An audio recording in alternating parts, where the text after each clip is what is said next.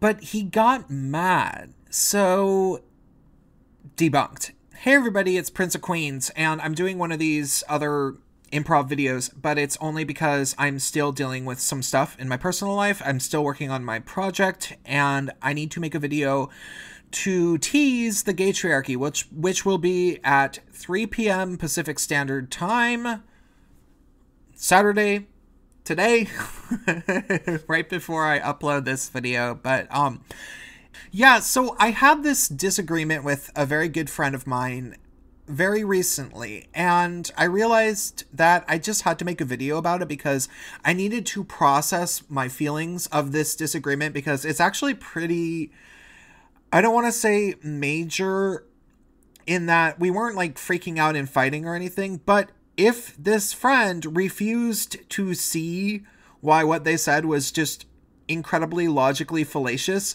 I would have major problems with my friend. Like, I'd be like, whoa, what is actually wrong with you?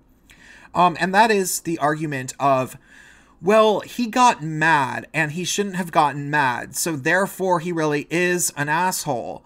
And we were talking about Kavanaugh, and this person agrees that, yes, obviously it became very clear that Kavanaugh was actually innocent, but they still think that he should have been kept off of the bench because he got mad during the hearings.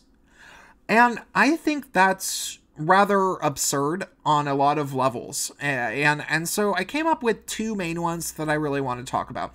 The first one is simply that I kind of feel like that's the overall, and there's exceptions to both of these rules, but I kind of feel like that's the male version of saying that she was asking for it. Like, she was asking for it. No, you felt like she might be interested, and maybe she thought that she was sort of going to be interested, but she can always change her mind. Well, a dude, yeah, maybe he is argumentative, blah, blah, blah, blah, blah, but just because you made him mad does not somehow magically make you right and him wrong or something. Even if he's known for being an argumentative person, even if he sometimes shouldn't get mad, it doesn't mean that just because he got mad at one specific time that you want to believe was inappropriate. That doesn't mean that he's never allowed to do that. Now, that's a very abstract way of framing this argument, this difference of opinion that I have. But the bigger thing that I'm willing to say is this. My friend was basically saying, look, he's supposed to be on the Supreme Court. He should have a poker face. He should have nerves of steel or something like that. And that allegedly, according to my friend, he knew all of the allegations that they would be throwing at him, and so he should have avoided getting angry. I think that that's absurd. For one, sometimes there are completely appropriate times and places to get angry, and I do believe that is one of them. I would personally say, as somebody that does believe that feminism is a full-blown religion, because, you know, it's not just all of the religious-ish things, but they do believe in Earth Mother Gaia, and that it's not a god, but a goddess, and the goddess is the Earth Mother, and blah, blah, blah, blah, blah. Most feminists would probably tell you something like that, which is why they say things like that God in the Christian texts raped Mary, blah, blah, blah, blah, blah.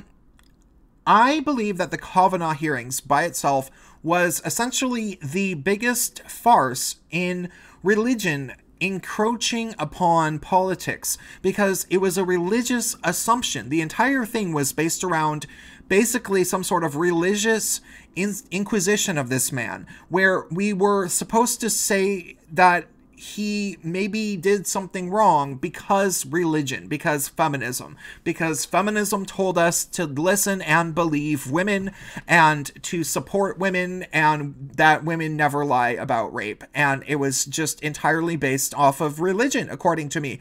And I think that the ethical thing for somebody to do in that situation is to get very, very mad. Because I don't want someone who's just going to pretend like that's normal at all, personally. Secondly, they did go above and beyond to actually attack his personal life, to, I believe, attack his family in certain ways.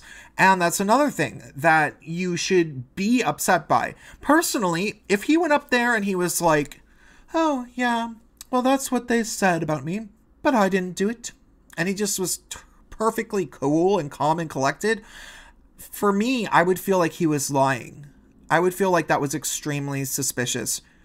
Because if somebody says you're a serial gang rapist because these women that you've never met said that you did this 36 years ago and they all came out of the woodwork randomly when you went onto the Supreme Court, if somebody who's a good person had that happen to them, they'd be like, oh, shut the hell up.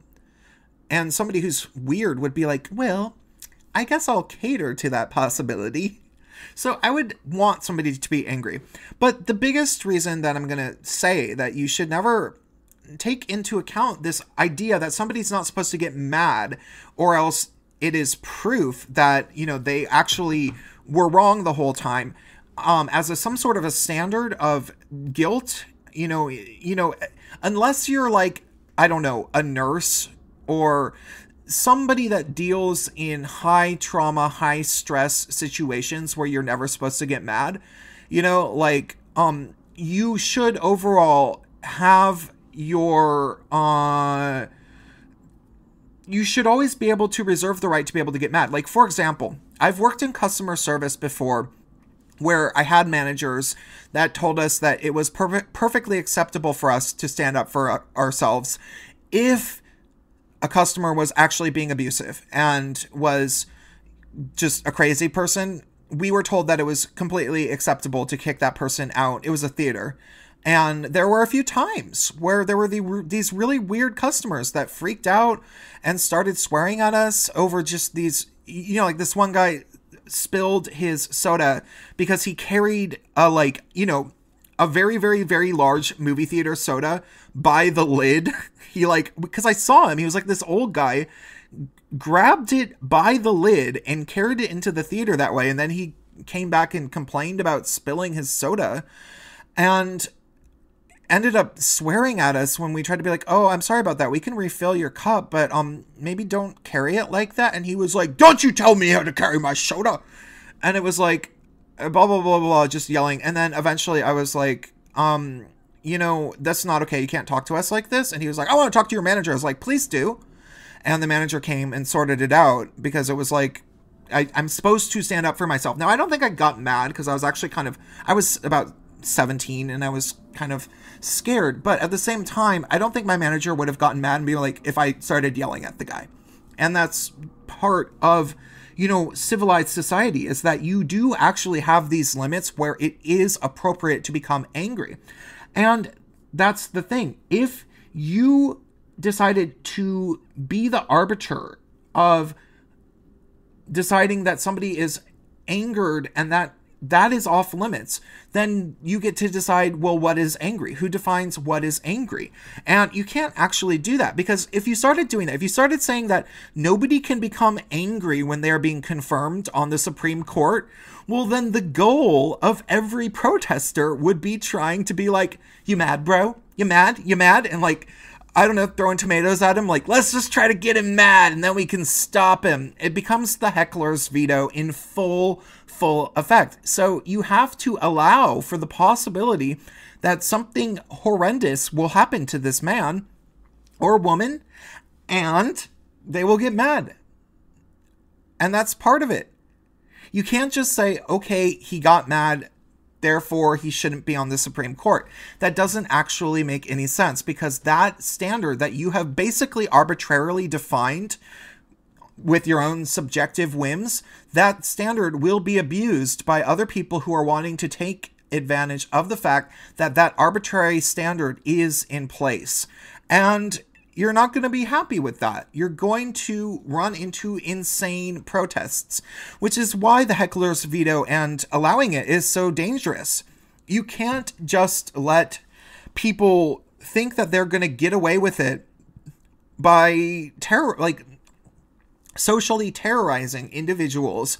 And then if somebody like has the audacity to react in any way, then they're somehow at fault. And I've seen, that's what SJWs do to people. That's what, I don't know, like the blood sports people would do to people. It's absurd. And so, people treating Kavanaugh like that, it's just incredibly illogical. And yeah, maybe there are good reasons to keep him off the bench in terms of privacy and a few other things, but nothing having to do with the feminist angle was a good reason at all whatsoever. And maybe even especially not the fact that he got mad because of it, because I would have gotten mad, and I'm proud of him for being mad. Tune in to Gaytriarchy at 3 p.m. Our guest will be Mitch, aka Charming Man 93.